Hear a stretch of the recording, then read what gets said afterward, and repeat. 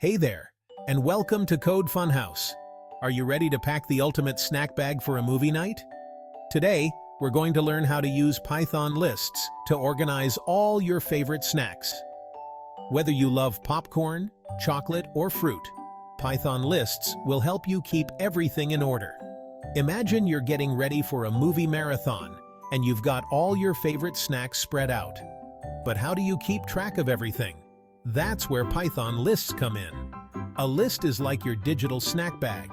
It can hold all your favorite treats in one place. In Python, a list lets you store multiple items in a single variable. Let's see how it works.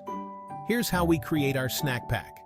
Head over to your Code Funhouse IDE and type snack_pack equals square brackets.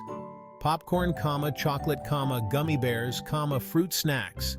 Print open bracket, snack_pack. This code will print out a list of all our snacks, so we can be sure we're all set for the amazing movie night ahead. Thanks for joining us in packing the ultimate snack pack. Don't forget to like and subscribe for more coding fun. Until next time, keep coding and keep snacking. Bye.